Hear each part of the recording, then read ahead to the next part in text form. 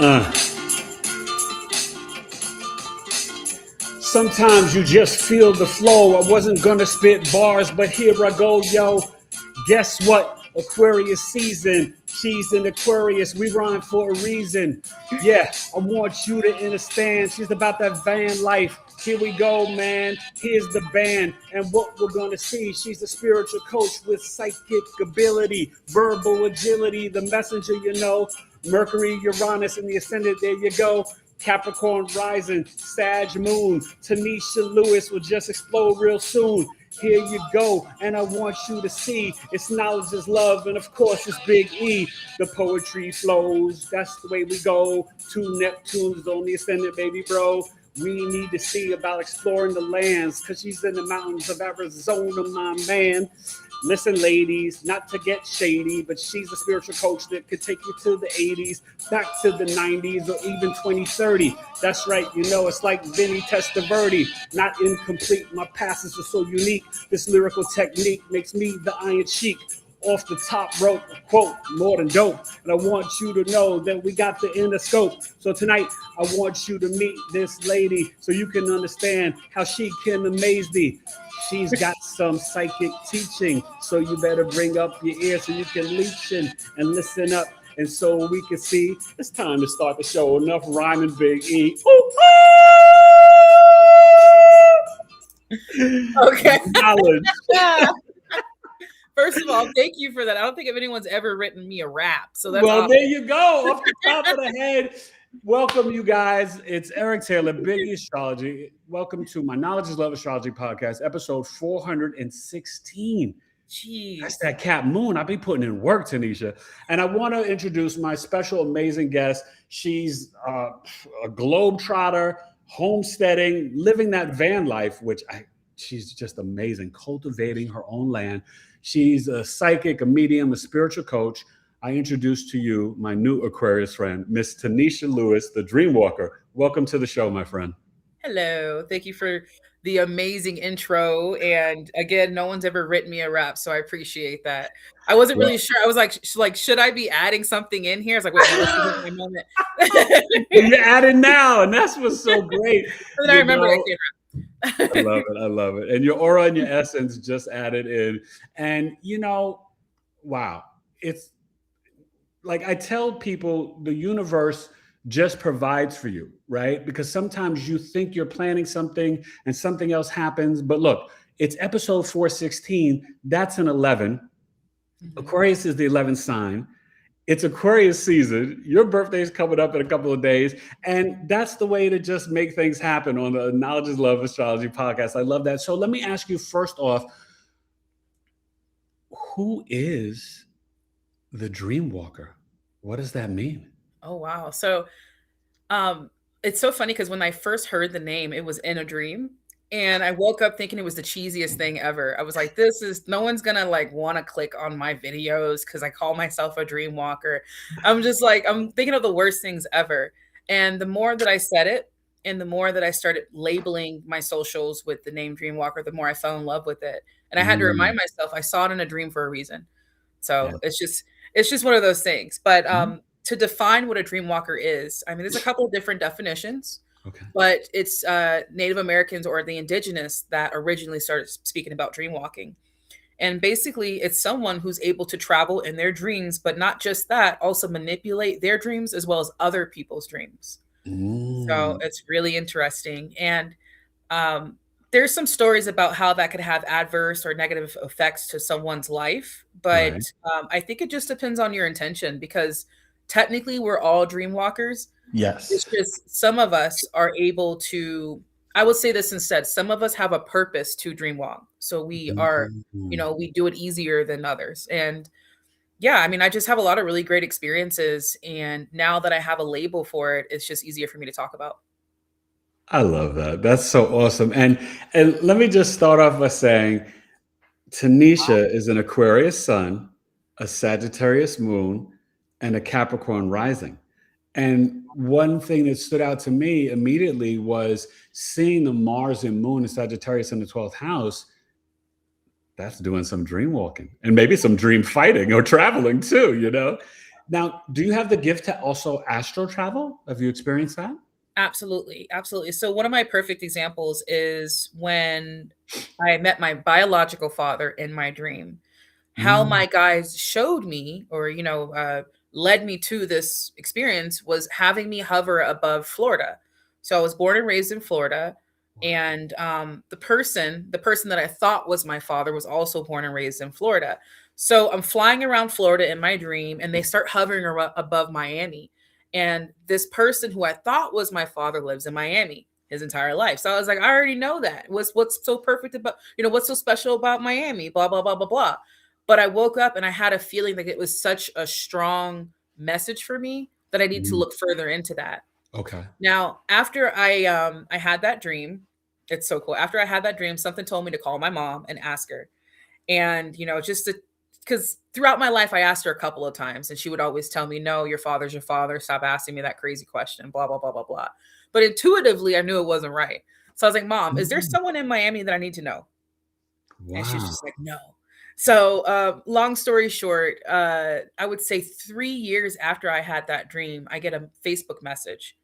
And again, I forgot to mention, by the way, I'm at 31 years old. I'm 31 when this is happening. So I get a Facebook message, and this guy says he's my father. And I'm like, okay, yeah, right, guy. I know you're a scam artist. I have no money. Go away. You know? And he starts telling me details about where my mom lived, where I was conceived, and what she looked like back then. And I was just like, oh, okay. Okay. He's not playing. So I called my mom back, and my mom's just like, she's denying it again. And I'm like, okay, mom, at this point, I can kind of tell you're lying.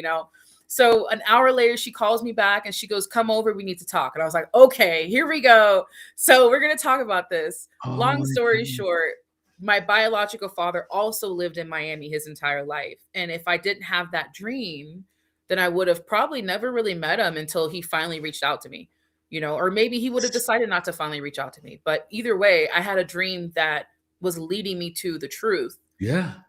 It just took a little bit of time getting there. That's so powerful. And this was at age 31? 31 is when I finally met him. Oh my gosh. And that's powerful because that connects to the 8th house. And Tanisha's got the Aquarius North Node in the 2nd and the Leo South Node in the 8th. So that same thing that speaks to the mediumship, and we're going to get into that, the Leo South Node in 8th house, the 8th house in some ways. So just so everybody in the audience knows, and I want you guys to know this, right? Tanisha, nobody should ever predict death for you. That's for God, right? Source, creator energy.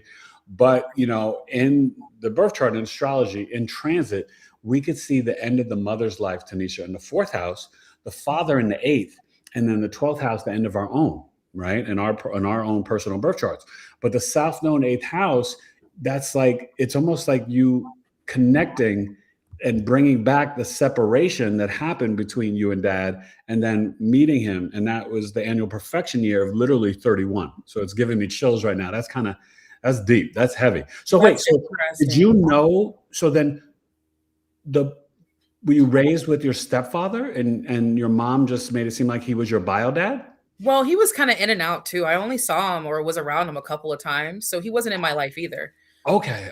So it was easy for her to just say, "Oh, that's him," and then he's never around anyway, so there's no questions for me to ask really. Oh. I do want to add a little bit of Yeah. information based off of what you just read about my chart. Is my mom also passed when I was 31. So a couple of months after I met my biological father, I had a dream of my mom passing, and it was super detailed. I woke up in the morning, waited for her to wake up, and I called her and I just showered her with love over the phone. And I said I was going to hang out with her more. And I said I appreciated her. And I told her what I saw because I was always so very honest with my mom. Yeah. And she was just like, "Oh, thanks for telling me you saw my death." Oh my But she passed a couple of months after I met him. And I was just like, wow, okay. Well, at least I got a chance to see that. What sign was she? She was a Capricorn. Wow. I got a ton of Capricorn. Yeah, no. Yeah, we'll get into that in a second. So okay. So explain to the audience, and hello to everybody in the chat, and leave some comments and questions. We'll get to you guys in a second. So explain your practice as a spiritual coach and a psychic medium. What type of work do you help people with? And I think you said you're starting or you've recently started a spiritual teaching program, correct? Absolutely. So it's called Awaken Your Inner Oracle. I see, no matter how many times I've tried to change the name, I still just come back to it. So I'm just going to leave it the way it is right now. But my journey started my spiritual journey started when um, I asked my guides for a way to be financially independent while helping people as well spiritually. So they're like, okay, jump on TikTok, start doing readings. And I'm like, okay, I guess I'm going to be one of those TikTok readers, I guess, you know? So I do that and I do really well. And it gave me the confidence that I needed to go full time. And that made me enough funds to live comfortably for a year. And then somewhere in that, I started getting a little drained with the one-on-one readings and I started being more inspired to start teaching. Yes. And then I started having dreams about the future and about extraterrestrials coming. And I'm not sure how detailed you want me to get with this, but Oh, go. Let's okay, go. cool. So I started getting messages that our decision makers were not telling us the truth, which we already know that, right? Yeah. You know, Oh, yeah. been conditioned to listen to people that have been lying to us. But more importantly, that we are going to be getting messages from extraterrestrials and also those from the other side. And if we're not comfortable with discerning whether those are, you know, messages are true or not, then we're also going to be listening to another being or a group of people. I don't know. I guess I'll just say, what's the word I'm looking for? Beings.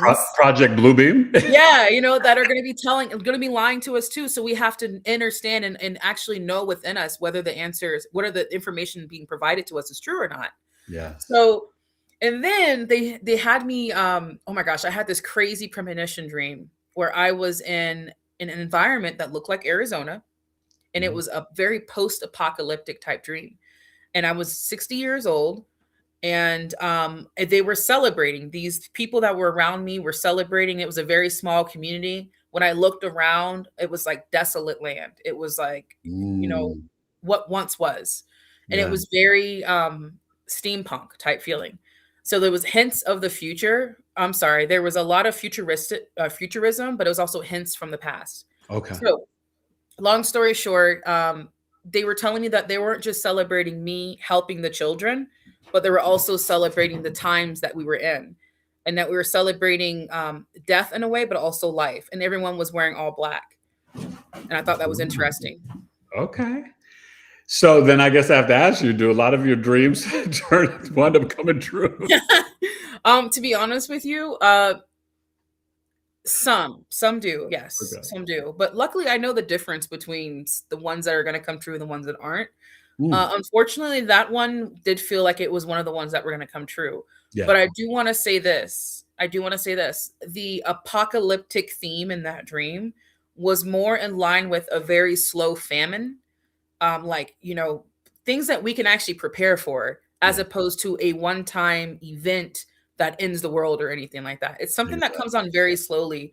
And it really just depends on how resistant you are to the change. Yeah. That'll determine how well you thrive in the future. I love that. And I tell my audience too, for me, right, I'm always like hashtag deep water faith with faith over fear. There's nothing to fear. And the key is, right, as they try to create the chaos and civil war and division and red and blue and black and white, all these, the silliness, right? It's really infantile. And I want people to get that. Like, that is sort of their game, right? Because they can't really create or manifest anything. So when they get us in the lower chakras and have us in fear, right, with the predictive programming, then we, out of the fear, wind up manifesting more of the chaos. Yes. So we have to, as I like to say now, right, you know, I always say, right, when you know better, you do better. So now I'm kind of like, no, it's not your third eye, it's your first eye. So I'm starting to, you know, I don't say good morning, I say grand rising. I'm trying to change my vernacular to really match what it is, because these two will deceive you all the time, right? Absolutely. We have to like kind of have what you're saying, that discernment.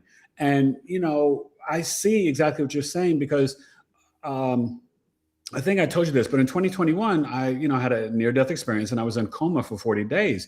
And during that, I saw different visions of the future. I never had a moment of darkness. It wasn't that love and light and, oh, look, there's grandma and Jesus. You know, it was like really harsh and dark.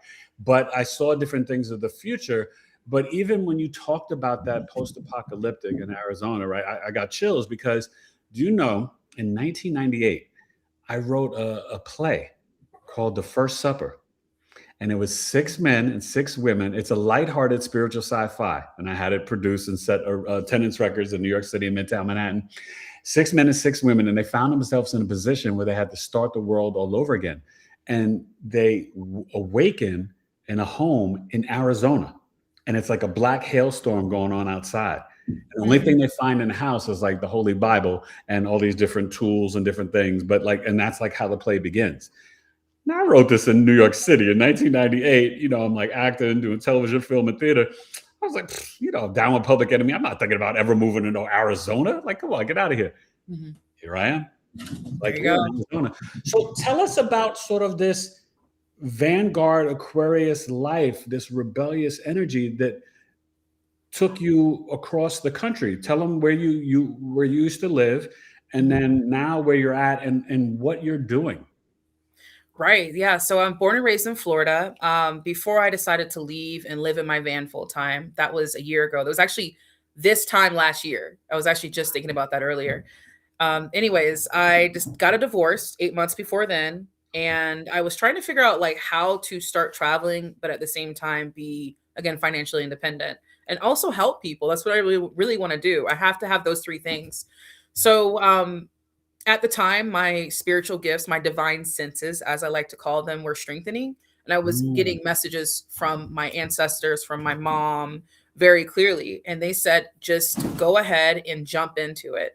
Just go ahead and pretend like you have the money. Start looking for a van. Start looking for, just pretend like you are in the life that you want to live, basically. And I did that.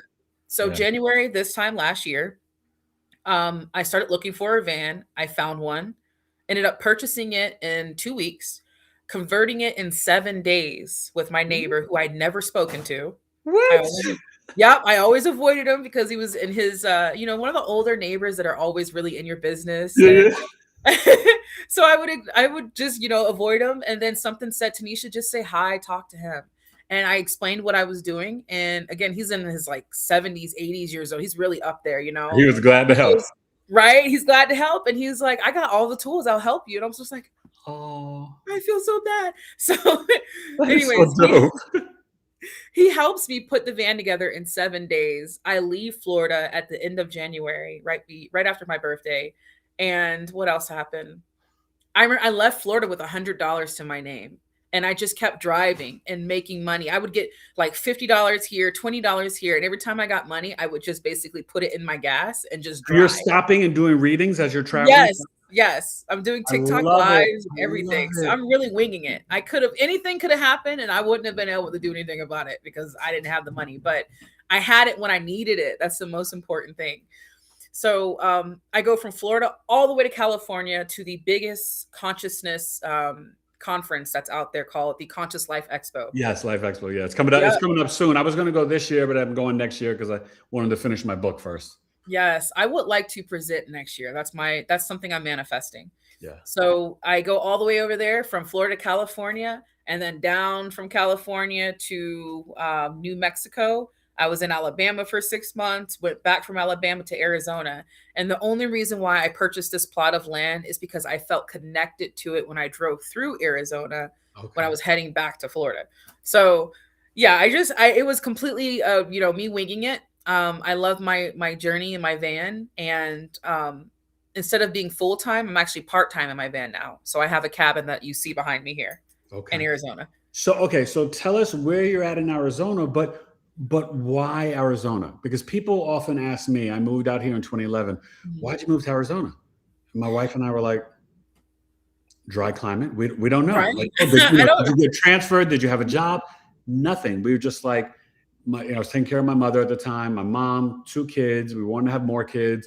New York, the taxes, I was teaching in the Bronx, all this stuff. It was almost like you're released. Like I was 40 years old, about to turn 41. It was like, you can go. You're done with New York. And then Arizona. Like, so why Arizona and why where you're at? Share where you're at. Oh my gosh. So I'm actually very close to the Navajo Nation, and I'm in a place called Sun Valley. and it's like the Badlands out here. It's exactly what you see on television. A lot of people out here, my neighbors don't want to be talked to. Some of them are really friendly. I want to talk about them at least. Yeah. But some of them are, they're out here for a reason. I'll just say that. So, Yeah. The reason why I decided to come to Arizona, honestly, I only know half of the reason so far. Yeah. Like, so you're going to figure out the rest. Trust me. Exactly. Like, it's a valid question. Why would I go from a hot place to an even hotter place? It doesn't make any sense. But I felt connected. Now that I know where I bought my land, I didn't even know it was near the Navajo Nation. Mm-hmm. And when this is something I really want to like bring home here. Yes. When you're truly trusting and the guidance that you're receiving, your intuition, any messages that you're receiving from your guides or anything, when you're truly trusting, you don't ask questions, you just do it. And that's what I do. I do it. And I realize that when I make that decision, fully surrendering, no matter what decisions I make, it all falls into place, if that makes any sense. So I get the plot of land. Yes, I get the plot of land. I find out later that it's near the Navajo Nation. And I was like, that's so interesting. I love the Navajo. I love their history. I love the indigenous. And then I find out later that I'm, near the mountains, and these mountains are, really superstitious. And I'm near the Uranium Springs, where they get a lot of it's the perfect spot for me right now. And what else can I say about that? Let's see. So another thing too is just the history over here is just really prevalent. I'm in something called Sun Valley again, and apparently it doesn't even snow that much here. Well, that's so fascinating. Let me ask you this, because a lot of people don't know this. And so you guys watching, and Tanisha's going to get to the chat. So if you guys have any questions, just ask. But Arizona is multiple climates, and it's a dust bowl, and it could be very dry and hot. Scottsdale, Phoenix, Mesa, all that stuff. But then we have mountains that are like very green, like Colorado and Flagstaff and, Prescott and Sedona, all these different places. So it's different like landscapes, and it's extremely spiritual. So I think, you, myself, other people are being called here. I don't know if you heard this, but I think it was 2020 and 2021, Maricopa County was the fastest growing county in America. Wow. Yeah. So like people are being called, like really called, and not just like the people, we have the snowbirds that come like from every November to May and it gets all trafficking down here where I'm at. But like the mountains, Grand Canyon, where the Smithsonian blocked it off because they found ancient artifacts supposedly from Africa. But what I'm really starting to understand is that this is the old world, the Americas.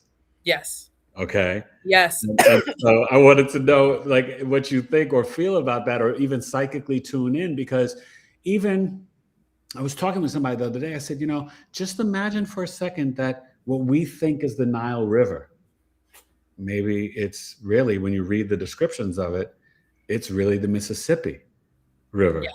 When you hear about the mounds, the pyramids, when you hear about, and there's more pyramids in the Americas, right, than there are even in Egypt and Africa, and pyramids all over the world. But, I just feel like we're getting more and more truth. Now you got to sift through it. And that goes back to your spiritual discernment, which you have a ton of. So let's go to the chat. And then I kind of want to bring you back to that conversation. Let's see what the people are saying and who's joining us tonight. Okay, perfect. So let's see.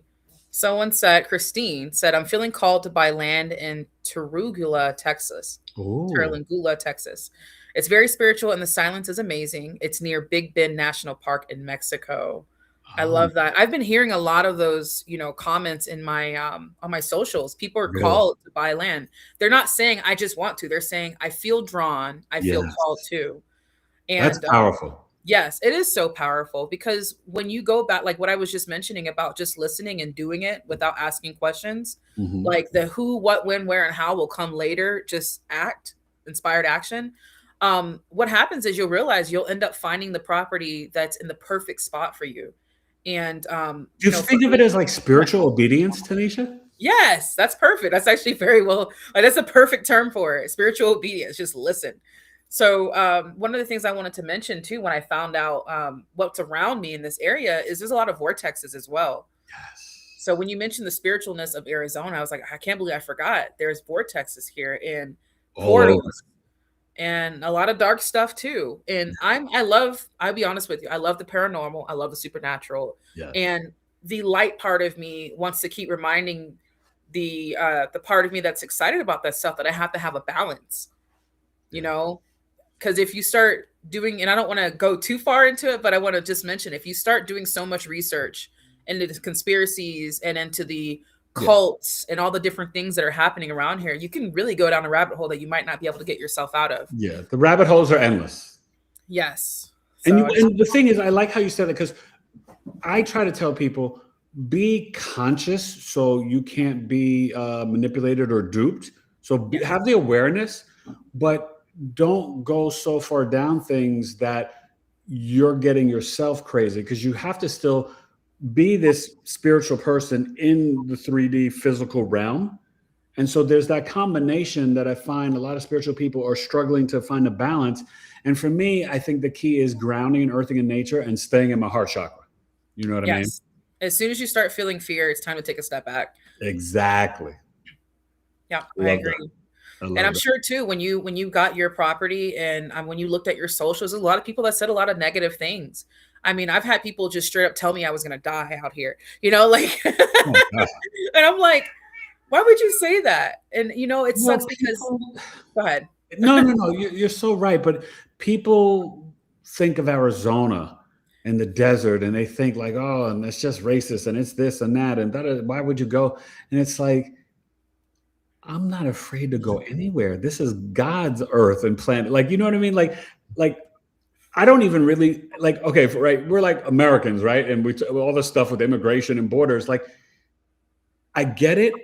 And then at the same time, I'm like, it's so silly because I don't even necessarily believe in borders. How do you have borders in a place where you're born? It's like your whole planet to discover.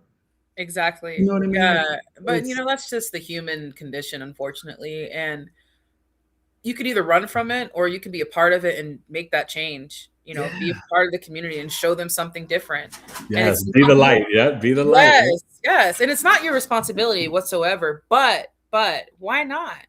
If you disagree so much, then be the opposite of what they're talking about. I love that. So let's see what else we got going on here.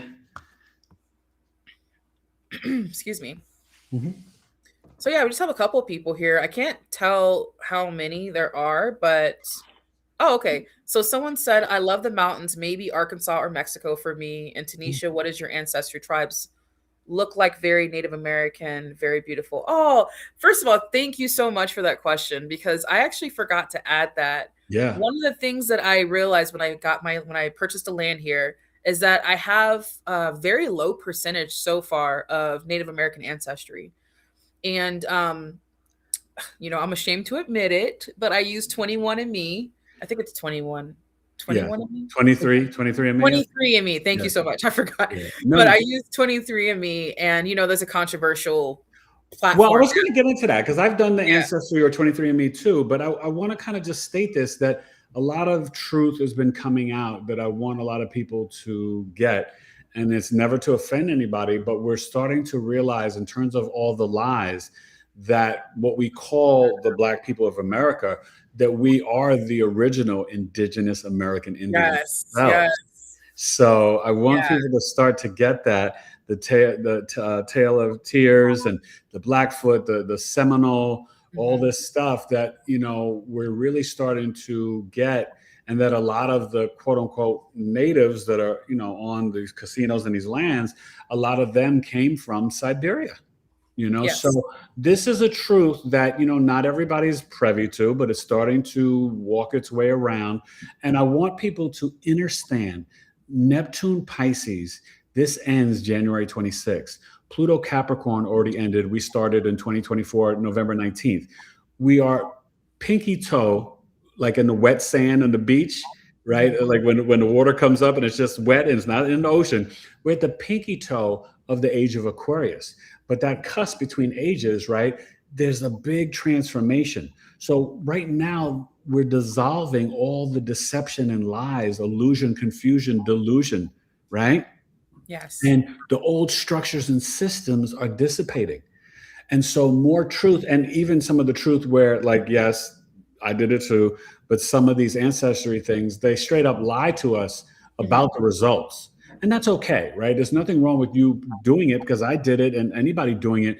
But just know that you can do research somewhat on your own. Absolutely. You know what I That's mean? very true. That's To very add on true. top of what they tell you, you know what I mean? Yeah, and it's like the question is like, where do we even start? And I want to say some of you guys here might not even think it's important, but if you know you're on a spiritual journey, part of that journey is understanding who your ancestors were. And it's Yes. going to be so helpful. I'm telling you, it's going Yes. to completely transform your practice. It's going to transform the way that you receive messages from the other side. It's Oh, going to yeah. transform your senses in general. So it's pretty No, cool. you should know. And for my our Caucasian European brothers and sisters, right? You're not white. Nobody's white. Nobody's black. You're Danish. You're Finnish. You're Irish. You're Italian, right? You're Russian. You're Ukrainian. You're all these different things. So it is important to know your heritage and your mix and things like that. For not one second, don't think that it's not. And we're all a beautiful mix. But then we always get into the conversation, and I wonder if you get this in your dreams and vision stuff, right? That maybe in past lives, I could have been, like an Irish woman. You know what I mean? Like, so let's keep it real. Like, who knows? What do you see sometimes? By the way, do you tap into the Akashic Records as well? I do. I do. So it used to be something that I was very, like I was kind of obsessed with it. And I got so caught up in the name and the term and how other people explained what they saw that Mm, I realized that it was different for me. okay. So my Akashic Records, for instance, is more of a download on a computer. And you'll hear me talk about like using computers and technology as a way to explain things, but it's more of a download than it is going into a library. Yeah. So, and it happens mainly when I wake up in the morning. So that's Okay. pretty interesting. It is.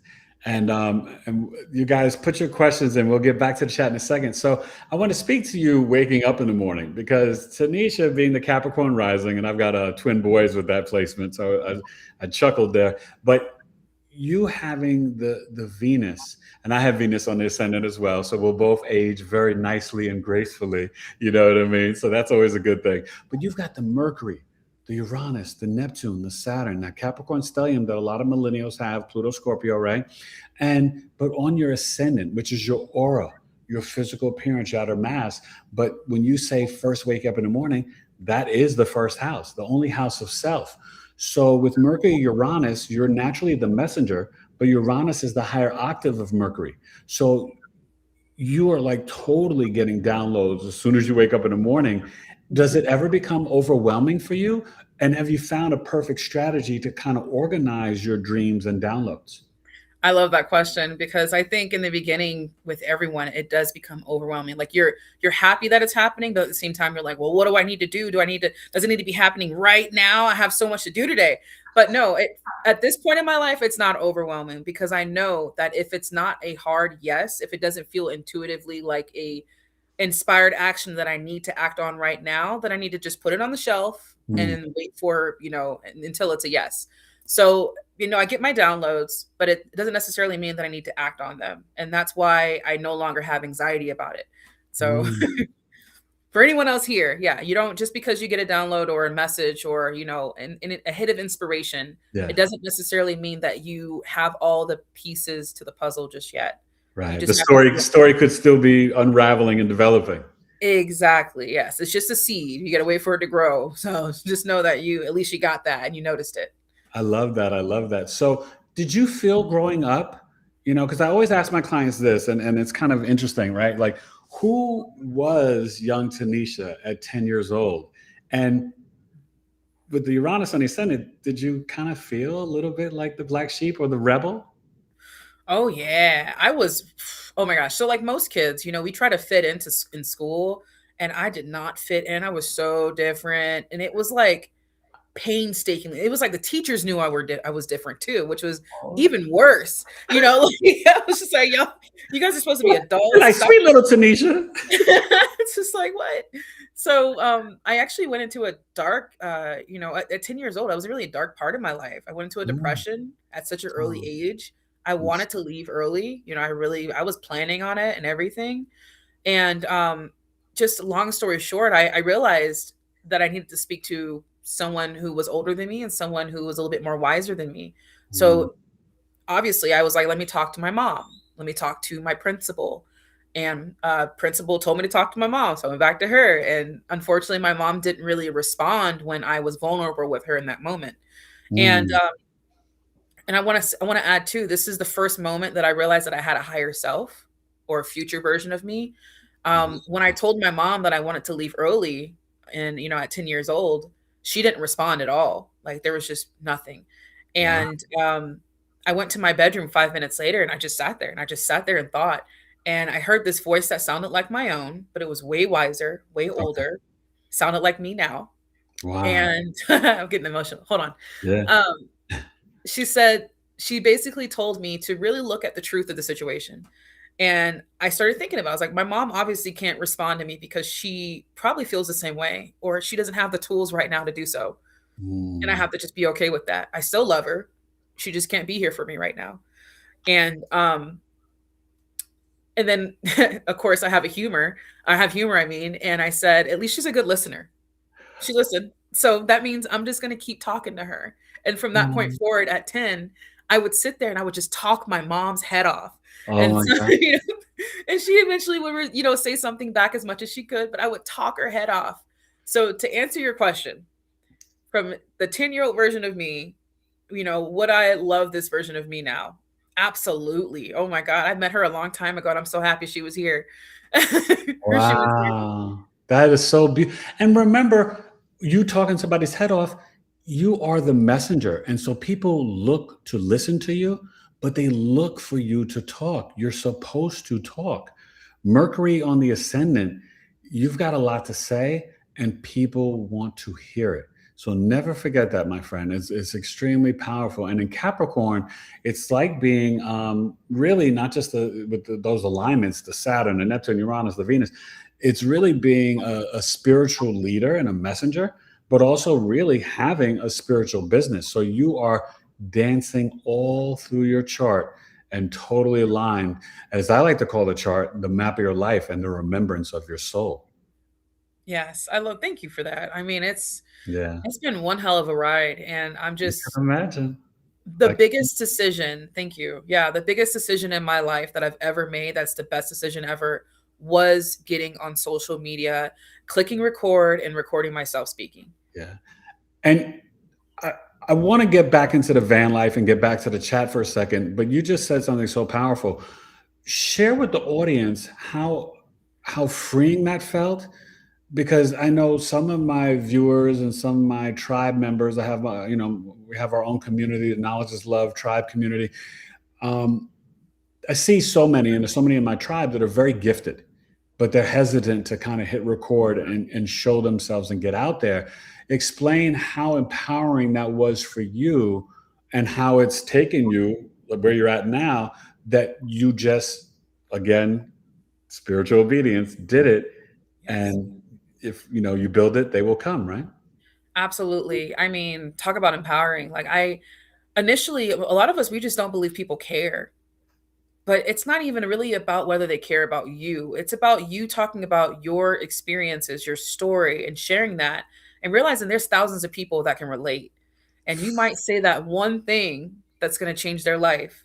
Yeah. So you're doing service when you're sharing your story online.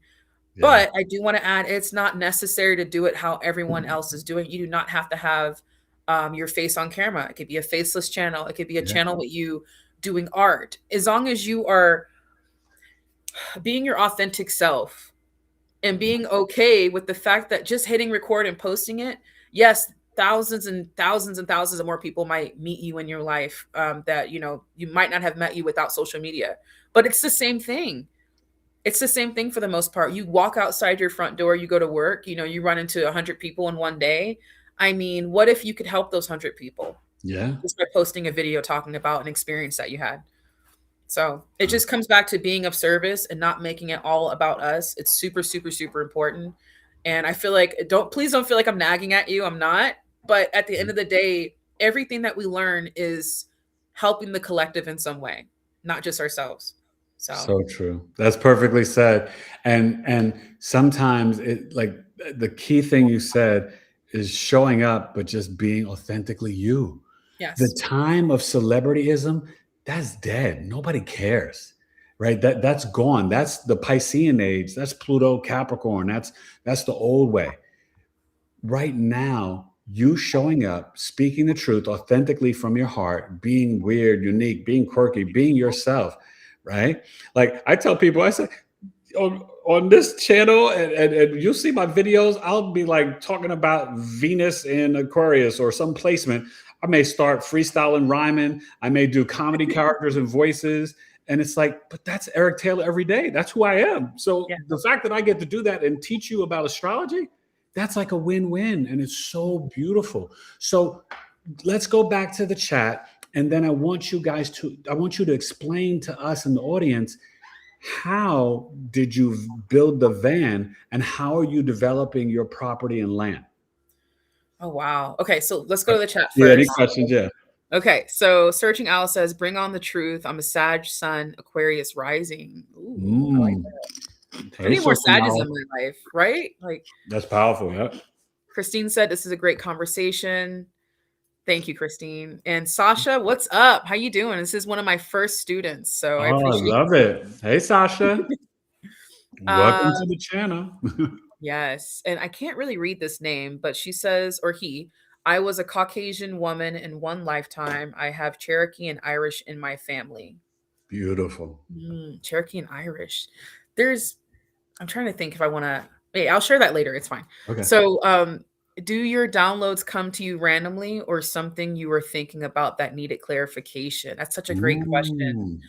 Both. They will come to you both ways. It just depends on your need. All you have to do is feel the need, trust that you're going to get the answer, and it will come to you. And we're all different. We all have different themes of consciousness, as I like to call them. So we all receive messages based on our theme of consciousness. So absolutely. Yes, yes, yes, both ways. That's powerful. Any other questions or comments? That's it so far. Okay. So, Sun Valley, tell us about the land, because I saw this amazing video, you guys. You have to follow her. She's a great follower. But that you were like, you said your boyfriend was helping you. You've got like the cabin, the outhouse, but you're like developing, like clearing a space for your like road to your property. Talk about that and all that you've put into your van, because that's fascinating to me. Okay, so I am completely winging it. Like, I thank God I have my boyfriend who just can't sit still sometimes. And when he's motivated, he just goes and does it. And he's one of those hard worker, outside type farmer types. That's awesome. Whereas I'll be on my computer planning, just waiting for the right moment to go and do what I need to do. He's already outside and already did it, didn't say anything. So, like, so it's a perfect balance. What sign is he? He's a Leo sun. Taurus moon and then rising Sag. Oh, that's perfect. And see that Taurus moon and the rising Sag, he's like, yeah, I got this. Boom, boom, boom, boom, boom. Like, yeah. And then Leo, he make it creative and nice. Yeah. Yeah, that Leo wants me to make sure I see it too. And I gotta say how amazing he is. Yeah, the attention. Give me some love. Give me some love right now. Give me some love. But that Taurus moon, it's like he's one with nature. I love it. Exactly. He really is one with nature. So as far as the plan goes out here, I'll be honest with you right now, we're just trying to get to the point where we're comfortable, and then we're going to start expanding. So on top of my Awaken Your Inner Oracle classes that I'm doing and my readings every once in a while now, I'm also working in the community. I'm doing outreach. Okay. So yeah, I wanted to get a job, a 9-to-5 again, so that I can get to know who I'm working with here. And I'm literally helping people who are struggling with substance abuse issues right now. Oh, that's powerful. Yep. So the plan on the land, we don't really know yet. We just know that it's probably going to be some sort of transitional space for a group of people that need it. Okay. So I want you to share. Everything is down below in the description, but just share your socials, your website, how people can book readings with you. You do 30 minutes, an hour, like, just give us the little breakdown and all your information so people connect with the Dreamwalker. Absolutely. My cats want so much attention right now, so that's why Oh, my laptop just yeah. What's up, kitties? You're very spiritual beings, so Oh my they're gosh. down with this conversation. Exactly. And I love my cats. But okay, so you can find me anywhere, whether it be Facebook, TikTok, Instagram, YouTube. It's going to be Dreamwalker Tenesha. So that's Dreamwalker, traditional spelling, and then Tenesha. I love that. And the And services and what you do. yeah. And there's a couple of questions. Let me know if you want me to. Yeah, no. Before the questions, just tell them the type of readings you offer and stuff. Okay, cool. So now I did traditional psychic mediumship readings for a long time, for about a year.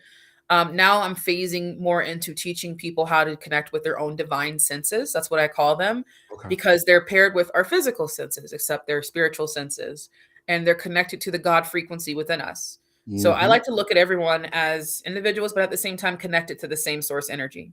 Yes. And the same abilities, the same senses that I have, you have as well. We just have them at different frequencies, different levels, based on our current theme of consciousness. Yeah, I want to say, just so you guys know, not everybody's got Mercury, Uranus, and Neptune in their first house. that gives you a little extra advantage.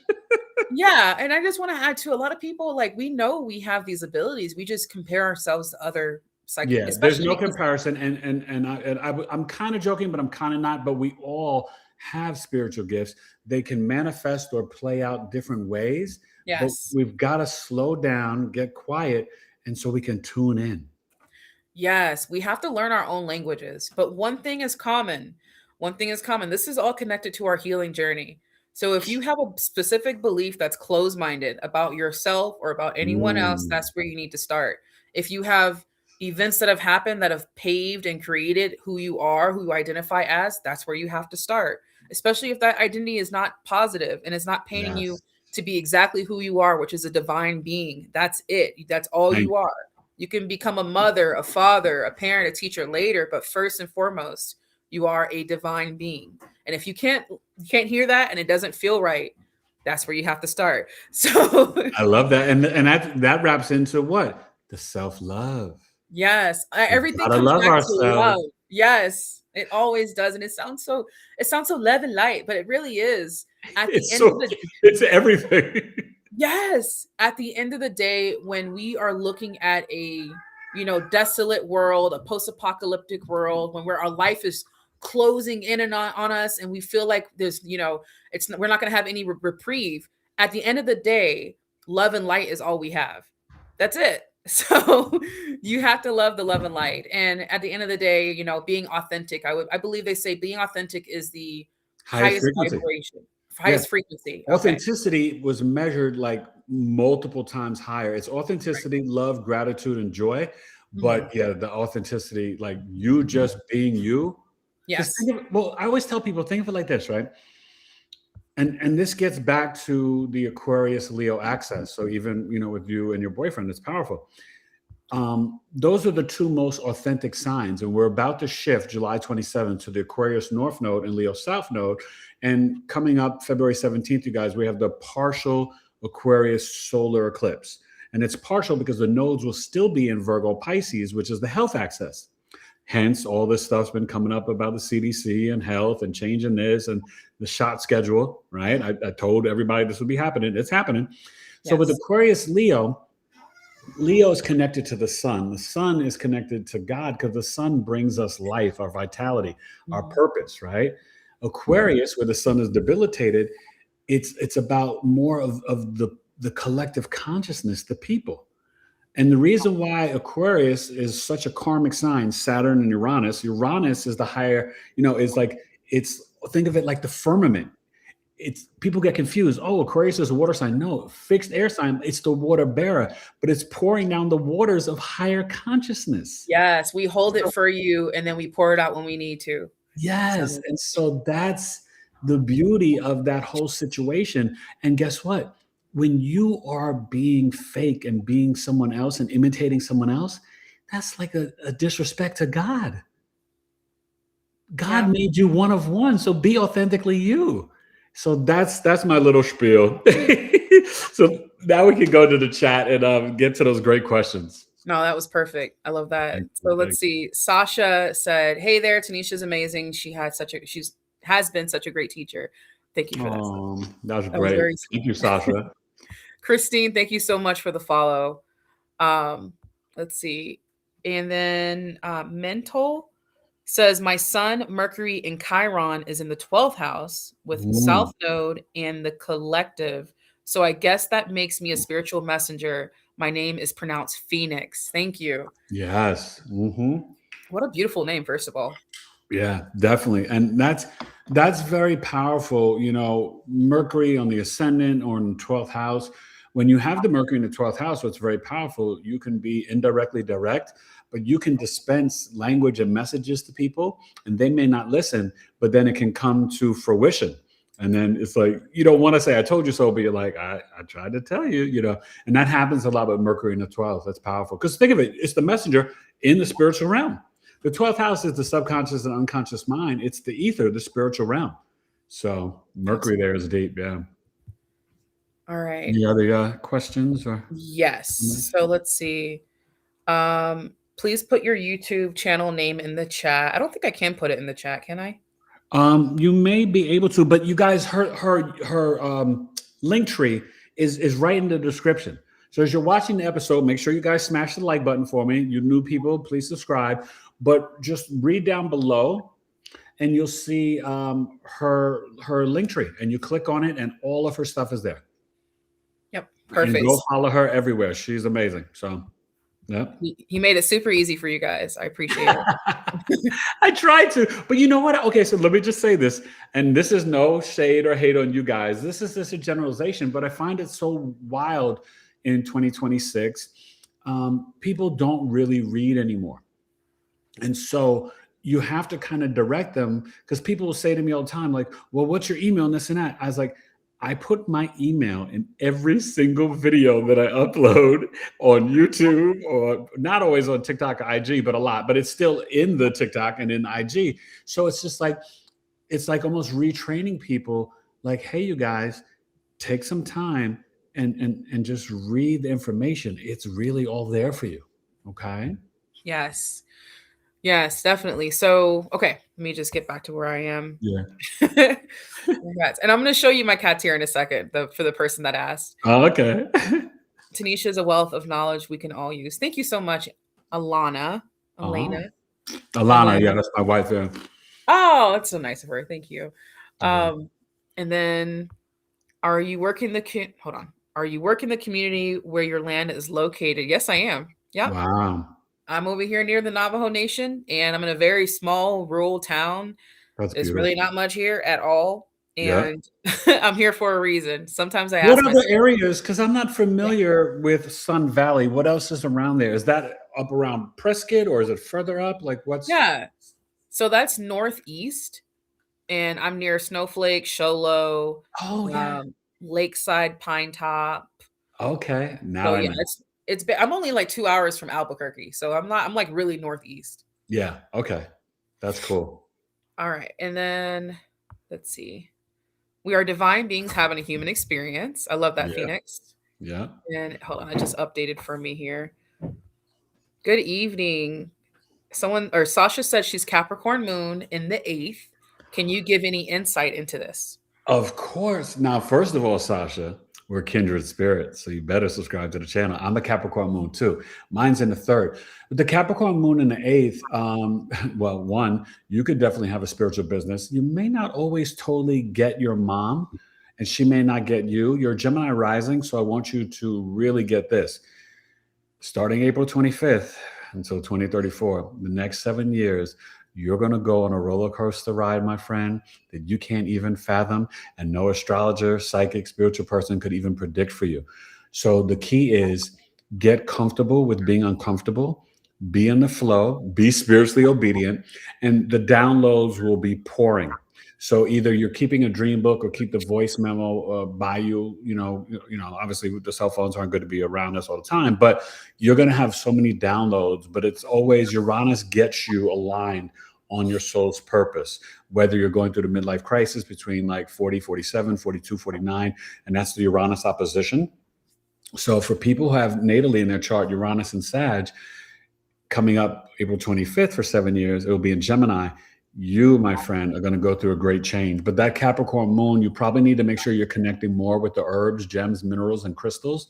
That will help you. And you probably love learning about the esoteric and occult knowledge and the metaphysics. That moon in 8th house is powerful. And it can tap you into doula, deaf doula, midwife, psychic, mediumship as well. You were like spot on with that. We literally just got done talking about it. So, oh, yeah? No, that was like spot on with her for sure. Thank you. That's awesome. And then someone said, be yourself, everyone is taken. Ooh. That was Phoenix, by the way. Yep. Your wife says, we have considered finding a place in that area. Got to Eager sometime. Eager, Arizona. Beautiful, yeah. Okay. And then they have our Lazy J Ranch. They have kangaroos and lemurs. What? Lazy J. Let me look that up. Lemurs. They have lemurs. Oh, my God. My kids... We went up there and they did like a program for like a full week, and they have their own like farm. It's like our Lazy J Ranch. First of all, my kids meditated with kangaroos. Like, that's so cool. It's so cool. But they have lemurs, sloths. My wife and I fed a sloth and lemurs. It was the cutest. Like, I don't know. I'm a straight up hip hop head, New York City kid. Like, this was dope. Like, I love me some sloths. Like, feeding a sloth it was insane and so funny. But they're a beautiful ranch and so many animals, like all types of animals, and it's great for the kids. They got to connect with the animals and camels and just everything. Zebras, although the zebras are kind of nasty. They're kind of ornery. Watch out with zebras. They don't play. I don't know what their anger issue is, but they need a hug. That is awesome. I'm gonna check it out. I went ahead and put it in my phone. Yeah, no, I think you would like that. So, okay, but I want a little bit more detail. With the land, are you building properties there? You said you may want to create a space where you can do healing there. What about vegetation and farming? Are you into that? What's the iterations you're contemplating? Absolutely. So my basis is definitely self-sufficiency. My goal, other than having a transitional space for people who are struggling in some way, shape, or form, I also would like to have housing for them as well. Wow. So by transitional, I mean like housing, food, helping them help us be self-sufficient as well as themselves. So it's really like a little village, I guess I would say, but like a mission village, I guess I would say. Yeah. Wow. That's a big vision. I love that. It's a big one. Yes. And it's going to take a lot. It might not even be on this property. It might need to be a bigger space because this is just 2.5 acres. And my vision is much bigger than that. So we'll see. Yes, I get that. Yeah. But that's really awesome. So tell me, what for you was one of your most challenging spiritual experiences? Dark, light, teaching, receiving messages, doesn't matter. Just whatever you're comfortable sharing. What was like one of those like moments that was just like, what's going on here?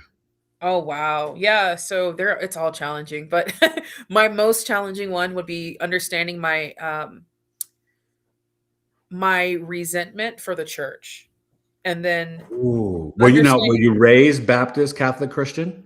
Well, I wasn't actually. So there was about 4 years in my life when I was about 12 where we were homeless. We were experiencing homelessness, my family. And as you know, a lot of homeless shelters are faith-based. Yes. And it's very strict. Like if you live there at the shelter, you have to go to church. Me being a rebel, I was like, I'm going to wear my Marilyn Manson shirt. I'm going to, wear all black and put eyeliner down my face. And you're not going to tell me what to do, So. Oh my gosh. Straight up Uranus on the ascendant, y'all. Yeah, I was so dramatic. And I made it very clear that I didn't want to be there. And it wasn't until, again, I heard that voice that sounded just like my own older version of me. She said, Tenesha, why don't you just ask some questions if you don't understand? So I went to a youth leader that I trusted and I asked him a bunch of questions, very surface level Bible stuff. Like if God was real, why does he let bad things happen? And all these different things. it ended up leading me into understanding more about, Christianity. But unfortunately, like most of us, we connect Christianity, the belief system, with the people that we meet. And I met Yes. some really crappy people. And I basically started building resentment, and I started putting up a wall to Christ, and Mm, the belief of God. So long story short, now at this point, I am being led back to that, and I'm yeah. integrating it into my practice with the Yeah. understanding that it's much more than, I would say, the love of Christ is much more than the people in the church. So Yes. I Totally two believe separate that, things, yes, right? these Like completely separate things. totally separate thing. And that's so powerful. And thank you for admitting to that and sharing that.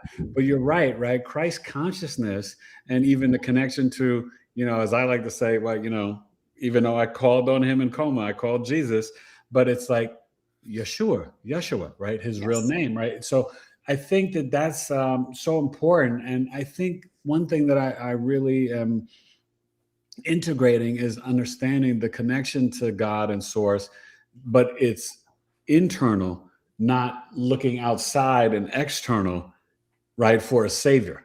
You know what I mean? exactly.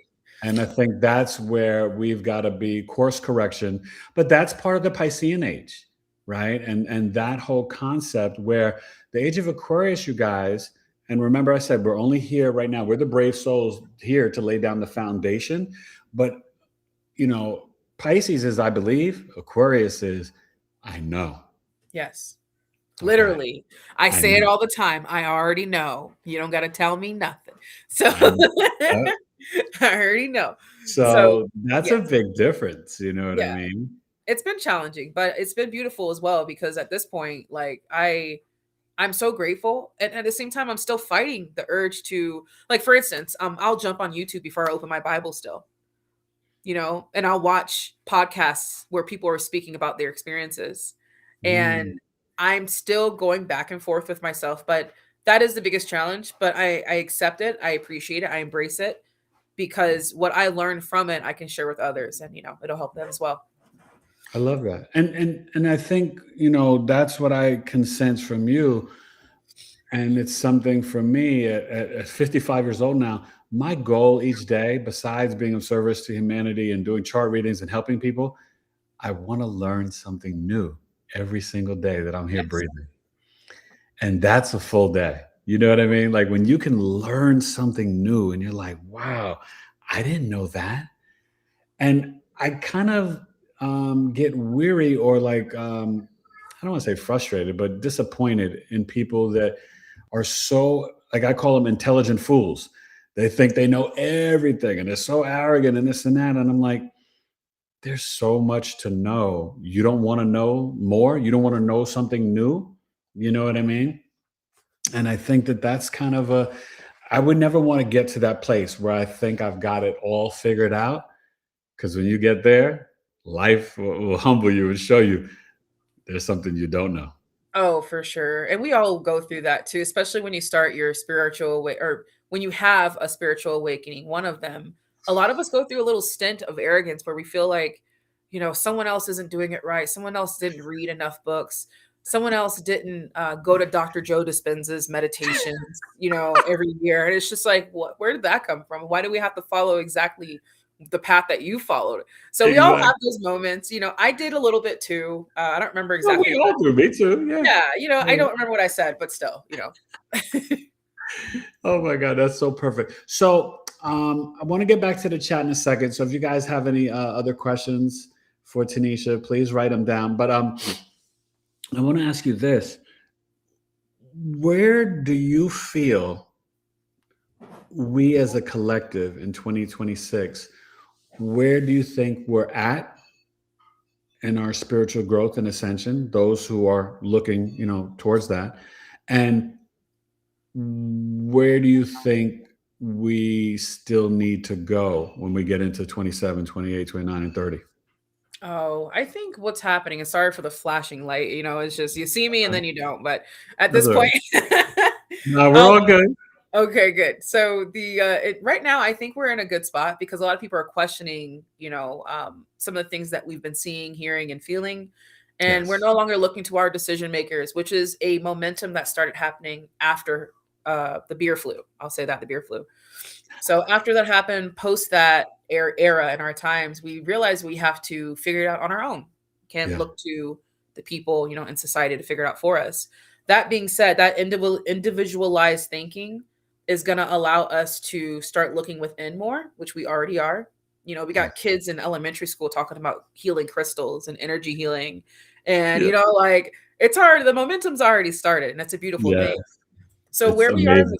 yes, it's so beautiful. So where we are in the future is a continuation of that, of just looking within and asking questions, not outside of ourselves, but to our higher selves, our ancestors, our guides. I love that. I really love that. So, okay, so let me ask you this. Me growing up in New York City, all the buildings and the lights, you barely ever look up. Most of the time I would see the moon would be like on television when they're showing it, or watching football games, or eyewitness news when they're showing the weather, they'd show like the moon, it was full or near full. But since I've been in Arizona, the sky has opened up. I see the astrology. You can see Venus and Jupiter.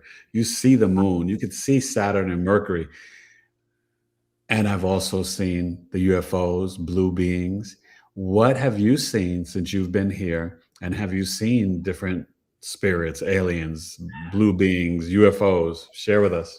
Yeah, so you know what? I haven't had as many experiences as I'd like to, though I've Okay. only been here for like a month now. It's only been Okay. a couple of weeks. So far, what I've experienced is just seeing flashes of what once was in this property, Mm, in this land, or more specifically, I've been seeing the indigenous, wow. flashes of them walking around. I've been seeing shooting stars, but the most important thing is something that you already mentioned, and that is how clear the sky is, and just how large it is, and how close to us it is. Oh my gosh. I know. Because on a clear night, you walk outside out here and it seems way too close. It's just like, whoa, why? I could feel like I could just reach out and touch that star. And Yeah. yeah, it's beautiful. No, it's very humbling, and it's magnificent and powerful, and I just love that. So let's check in with the chat one last time before we go, and see if there's any other questions or comments for you. And Yes. yeah, and then you could share like your information again. Okay, cool. So Sasha says, thank you. That was so helpful and aligned with what I'm learning in Tanisha's Awaken Your Inner Oracle class. Thank you. Oh, good, Sasha. Yeah, definitely reach out. And your Cap Moon, actually, my Capricorn birth chart so ends tonight at midnight. Okay, so you could always email me if you're interested, eric@biggieastrology.com. So, but thank you for coming. All right. And Phoenix says, that sounds like something I would like to start. And I think this is when I was talking about the village area, transitional Yes, shelter. yes. Phoenix is deep. Yeah. Yep. Alana says, Elena? Alana. Yeah. Alana. Okay. I love that vision. I want to start a physical community one day as well. I think as we transition through the world, it updated on me. Hold on. More self-sufficient communities will be more and more common. Absolutely. Yeah. Yes. Yeah. I'm telling you, I see people starting to make more villages, more communities, more Yes. things You that are see going it to all help. over social media, and it's Yes, beautiful to see it this. is. Yeah. Absolutely. And that's the thing too. We see the momentum already. It's just going to continue from there. Like a lot of the fear that's on the news, that's in the news and media right now, it's actually not as bad as we think it is. It's not at Oh, all. no, no, no, no, it's not. And that's the one thing I try to tell people. My wife and I, we turned off the idiot box the day after the insurrection. And I just, but it's interesting.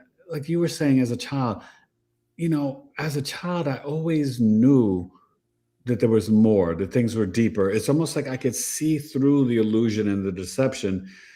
Maybe I didn't have a name for it, you know what I mean? But then as I went through the years, I could still have fun and be around my peers. But like you said, I was always worried about and wanted to get the information from the elders, Right. and I don't see that in the younger generation now, more the Gen Zs, where they listen and get the information with the elders. And maybe it's because there's so much right on these silly devices that they get distracted. But I can remember falling asleep on the floor, listening to my aunts and uncles just, talk about whatever. But I just wanted to know, I wanted to get that wisdom, that knowledge. And this is a beautiful time to be alive. We have to really realize that this spiritual shift, we're not here for an accident. It is definitely for a reason. Can I add something to that really quick? Please Because do. Please you'll do. see all the time on social media people saying, I'm not in this timeline, I'm going to another timeline. I'm going to tell you right now, if you are experiencing what we're experiencing, if you're noticing it, you are in this timeline. You can't run from it. It's just what it is. You're experiencing it because you were meant to be here. You chose to be here. Yes. So that being said, the next question is, how can I be a positive part of this momentum that's happening in society, you know, as opposed to saying that you're different and that you are going to move to another country, which, you know, dang well is probably worse than the United States. So you're going to be stuck too there. I love that you said it. That's what I say to people. I'm like, listen, like the devil you know may be better than the devil you don't. You know, exactly. Because you have all these Americans online. Oh, I went to Costa Rica. I moved to Portugal. I moved to Ghana and this and that. It all sounds great. But then when you start to research more and more about these countries, you're like, And then you're like, well, wait a minute. Is America going to bomb those places too? Right. Are we on their list? Like, or are they on our list? Like, it's just, you got to wonder, like, am I going to a place that could be next? You know, and so, yeah, I think it's all about divine timing. But before I let you go, my friend, because I don't want to kidnap you all night, this has been so powerful and so amazing. But this is important because I know this is a big part of who you are. So one, with Neptune on the ascendant, are you big into like film and movies and photography, whether you take it or just enjoy it, doing it or anything like that? All the arts. Yes. I've gone all over the place with that. Like, just phases, you know. Yeah, and that's the Neptune. It brings out the creative juices. Yes. And do you kind of feel like with Neptune on the ascendant, because I have it too, mine's in Scorpio, and I feel it so greatly. It's like being a shapeshifter that you can like morph. Like I tell people I'm good in the burbs and I'm good in the hood. Like it don't matter where I'm at. Like I can like go with anybody and boom, boom, boom. Do you feel that for yourself with the Neptune on the ascendant? Yes, to a certain extent. Yes. No matter what, I don't really, I'm always myself, but I still, and I'm not saying that's what you meant. I'm just saying that what I say, if I fit in, let's say for instance, in a more urban setting, probably not, but I find a way to fit in, if that makes any sense. Yeah. I choose my, that's the shape-shifting of it. Yeah. Yeah, that's perfect. And okay, so then I kind of choose my role in that community based on the community itself. And it usually is always some sort of being of service role, like helping, healing type of thing. Yeah. Therapy, that's my thing. So I've always been in human services, regardless of the environment that I'm in. Yes. I love that. And that's the perfect way to just kind of wrap everything up in a nutshell. So Tenesha, please share with everybody again, you know, how they can get in contact with you. And do you help people, like, let's say, you know, like, I know, I'll use me as an example. When I was in coma, my mother passed away, very challenging. Do you help people connect to their parents and ancestors, pets, children that they've lost that are on the other side? I do. And, you know, for a long time, I would say a year, maybe a little bit more than a year, it was a one-on-one thing. Now I'd rather just teach you how to do it. And that actually leads into a question that Alana asked me, if I could say it right. But she wants to know my, basically my, what did she ask me here? Hold on. Like your one-on-one teaching? Or yes, my technique is what she said. So there's no specific technique except for me basically connecting with you, reading exactly what could be a block for you, and then telling you what that is, and then telling you what you need to do to fix it. That will open up your divine senses and the energy that you need to strengthen those things, you know, those senses that you have, so that you can live a better life. And I think a lot of us, we don't really understand the importance of this. This should have been our default, you know, how would I say this? Yeah. You know, this is how we were born to be, you know, to use all of our senses. We've been conditioned not to use them. So what we have to do in our adult years, however old we are, we have to take a second to say, okay, I need to grow down and I need to relearn and reframe who I am so that I can be the version of myself that I was always meant to be. Grow down and reframe. Ooh, that's good. I like that. I'm a verbalist, you know, as an MC, like words matter. Words do matter. Oh my gosh, because We were so, I mean, we were literally trained from the moment that we were in like what elementary school to say things like, I'm going to be this when I grow up. I'm going to be this when I grow up. We were Like the subconscious trained, programming. Yeah. Yeah. yes, we were trained to believe that if we were not those things, then we are not worthy, that we Yeah. are not doing, that we're doing something wrong. Just like Really the whole trained, brainwashing of the school system.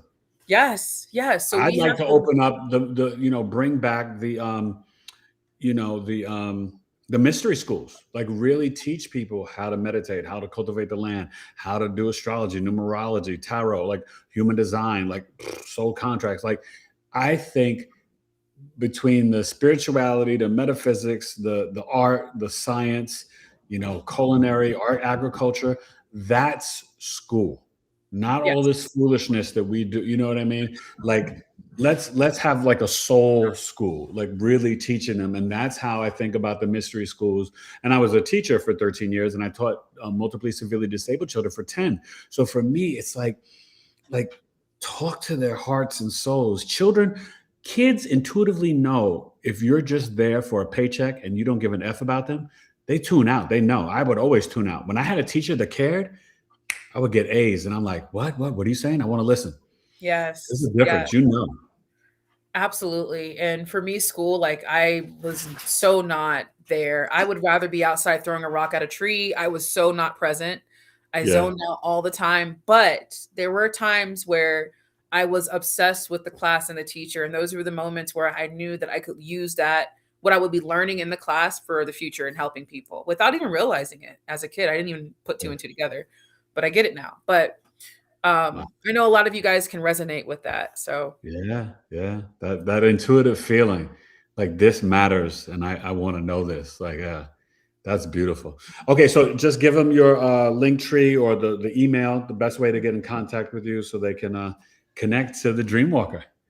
absolutely. And I do want to, I'll go ahead and do that. Can I answer two more questions if you don't Of mind? course, please. Awesome. Yeah. Okay, cool. So connecting with me will be through, and this is whether it be TikTok, Facebook, YouTube, Instagram. It's Dreamwalker Tenesha, Tenesha.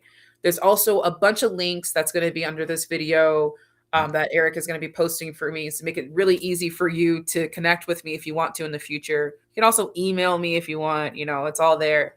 But I want to answer this question. It's such a great question. And this is from Alana again. She says, Okay. can you walk us through an exercise that we can take, use, and experience? Absolutely. So this is Oh, going to sound so redundant and it's going to sound like such a simple thing to do. But because we're human and, because we have responsibilities and we are just always distracted, this simple exercise isn't so simple. So okay. it's simply closing your eyes, Hmm. being in a quiet environment without distractions, breathing. The most important thing of this is breathing, taking Yes. however much time you need to kind of settle your mind. And then, oh, I love that you're doing it. Thank you. Yeah. And I'm, then I'm a good student. you're going to go ahead and get clear on your intention on what you want to ask. Because this is going to be based on like a question. Let's say something's been bothering you. You're not really sure how to get through it. So what we're going to do is set the intention that you have a question that you need an answer for. And then I want you to connect with the source energy that you feel the most connected to. It might be your grandmother. It might be God. Could be Yeshua. It could be, your cat that passed away, whoever it is, go ahead and make that connection. And by making that connection, I want to add to is really just picturing them, feeling their energy, or you could say out loud, hey, I want you to come in. Now go ahead and ask your question out loud. And this is the most important thing. Pay attention to what you hear, what you feel, and what you see right afterwards.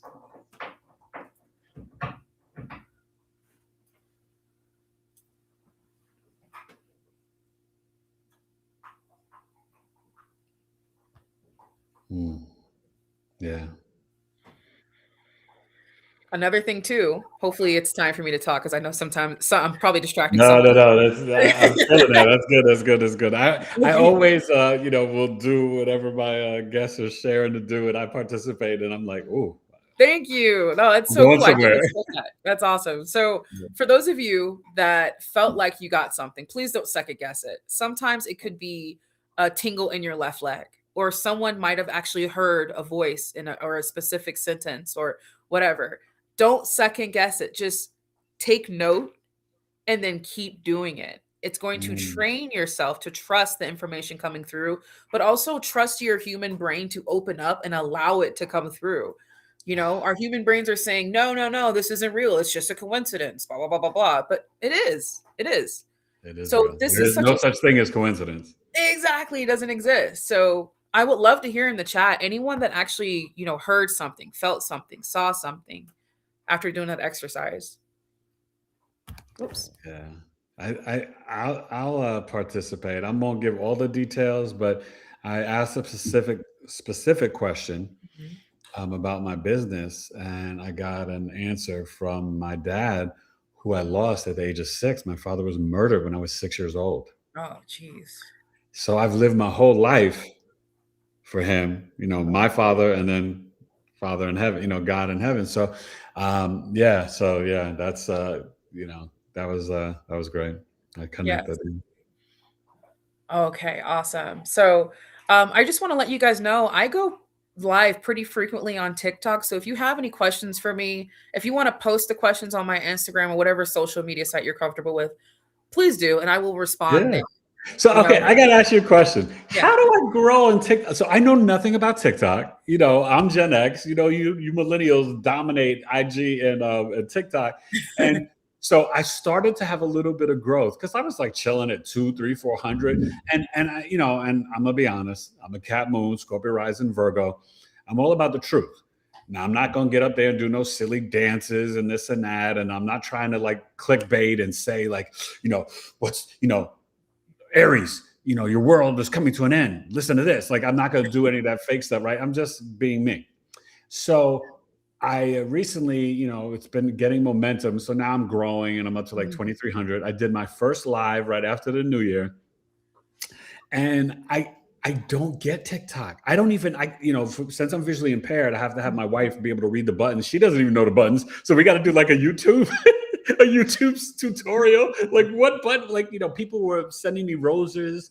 So like, what's the trick, or what's your advice for like, a 55-year-old spiritual person, connecting with people on TikTok? Like, it's interesting to me. I don't know. It really is. It's so simple. It's just being authentic.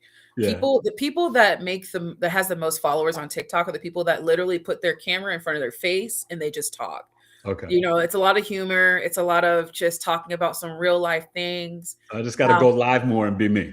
Literally that's it. Like you could be on break on your job. You could be walking to the bus stop. It doesn't matter as long as you're willing to click record or talk about something that you believe people might need to know. And that's TikTok. It really just is all about authenticity, which is when you scroll, you don't see a lot of like you don't really see a lot of the videos like Facebook, for instance, a Right. lot of shock and awe and, so-and-so's beating up so-and-so. Like, it's not like that on TikTok. I can't even jive with Facebook. I don't even, it's like, it's an afterthought for me. Yeah. And Instagram is very different too. So TikTok is kind of on its own island, to be honest with you. It really is about authenticity. Instagram's another story. I don't know how. I really have not known how I was able to go from 400 to 31,000. And it happened. It's impressive. Like, it's crazy. Overnight. Did you have like a viral video or something, or no? Yeah. So I started talking about land. And I think because a lot of people care about that, and that's inspiring, I'm sure, even for you, because you're like, yeah, people are feeling this too. I didn't just do this on a whim. Like, the collective consciousness is feeling, I want that land. I want that freedom, that independence. Yeah. So it's just about timing. And I'll be honest with you, the more that you try, the less you're going to go viral. So just stop trying. Yeah, everyone. No, I never try to go viral because I'm just like, I tell people, I'm like, listen, you know what I do know as a Virgo, Scorpio rising, Cat Moon? I just know hard work. Yeah. You know what I mean? And that's just me being authentic. Like, I love what I do. I love helping people just like you. Yeah. And I love sharing this ancient wisdom called astrology. Yes. It's but you know what? Powerful. One thing that's really common for all platforms I do want to add here is catching people's attention. We know our attention spans are like, super tiny right now. It's like Right. So seconds. you got to jump in quickly. Literally, don't talk about, hi, my name is, no, I've already scrolled, we're gone. You just lost everyone just then. Okay. So So you just go right into the subject. go right into the most dramatic thing that you could say. You could say something like, if you're Aquarius, this week is going to suck for you. And then talk about, just that's how you get people's attention, because that Aquarius is going to be like, wait, what? What? I just got to. Why is my week going to suck? I love that. Oh, thank you, my friend. You know what? Okay, so how about this? We'll have to do this again. Yes. But next time, I want to try to go live on TikTok and have you as a guest. Does that sound cool? Hell yeah, let's do it. Okay, all right, that would be fun because it'll be new for me. I got to go live again this week on TikTok, but I don't even know how to bring up. I've been guest on people's lives on TikTok, but I don't even know how to actually do it myself. So it'll be learning and fun and get to share you and my audience and stuff. So okay, we'll make that happen. It's gonna be awesome. Yeah, it's really not as bad as you think it is. It's gonna be really great, and we'll have fun. We'll just leave it there. That sounds cool. Oh, you know what? Since it's Aquarius season, it'd be great. I can interview you as the astrologer interviewer, in the mind of an Aquarius. Okay, cool. Ask all the questions that you'd want to ask to an Aquarius. That'd be actually interesting. Okay. I would watch that. I would watch it too. There's a lot of people, especially, we all kind of get obsessed about our sign sometimes. Definitely. Yeah, even if it's just our sun sign, we become it, right? And there's a lot of people out there that become the sign of Aquarius. And yeah. So I promise this is the last thing, but it just came to my mind. So I've noticed this experience, and I don't know if you've ever had any Virgo friends or boyfriends or just coworkers, anything like that, but I think that Virgo is low key, like the fourth air sign, but Virgo, because it's ruled by Mercury. So it's very different from Taurus and Capricorn, Venus, Saturn. But Virgo and Aquarius, which is an in conjunction, 150-degree angle, right? But they form this interesting bubble that sometimes may not be good for love or marriage, but for work and connecting and intellect and verbal, back and forth, pitter patter, whatever. It is magic. Have you ever, do you have any Virgo friends, or have you connected, obviously talked to a Virgo all this time, but what's your experience with that connection or that energy? Oh, you know what? So my ex-husband was Virgo. And that's right. Yeah. Yeah. So as far as, see, it doesn't work for marriage. No, it wasn't. And I want to say, was he a hard worker? Or I think you said something about business partnership. I think maybe there was potential with his best friend, because they did try to do a partnership together. But I didn't notice. It was interesting because whenever I looked up his chart at the time, he wasn't in alignment. Seemed like a Virgo? No, he didn't seem like a Virgo at all. So do you remember his moon and rising, maybe? See, and this is the key, and this is a good lesson for you guys to learn, right? My Virgo sun's in the 11th house, so I'm an extrovert. But if someone has a Virgo sun in the third, fourth, second, maybe they're an introvert, and it's a whole different experience. Right. And then aspects of the sun. So everybody needs to understand, you could be born the same year, the same date as a friend of yours, a neighbor, anybody, right? High school best friend. But that time difference of being born 3 a.m. to 12:30 p.m., those are two different human beings, two different Virgos, two different Aquariuses. Absolutely. Yeah, it's actually really interesting. And that's why I can't get hung up on the sun sign so much. No. And that's what I try to teach and get people off of. Yes. Sun sign astrology, that's pop astrology. You are so intricate. Think about the complexities of a human being. How do you think a sun sign could just wrap that up? There's the moon, there's Mercury, Venus, Mars, Jupiter, Saturn, all of it. So, and the rising sign is really the key, so. Exactly. Yeah. That's really is. I love that. Well, Tenesha, this was more than fun. I thank you so much for just sharing your intention, your heart, your intellect, your spirituality with us today. And I just wish you nothing but the best. And I know people are going to be reaching out to you from this live on the replay, because for you to give them and teach them how to fish spiritually, that is a gift of a lifetime. Yes. So. And to the people that wanted to see and thank you, first of all. Sorry about Oh, that. yeah, Thank of you so course, much. To the people that wanted to see my cats, I'm so sorry. If Oh, you, yeah. Oh, can you grab one real quick or no? yeah, okay, I'll grab one. Hold on, give me 1 second. Yeah, I got time for a cat. You can barely see this one. I never owned cats, but my mother had 2 cats, you guys. He's a just Russian blue, gorgeous.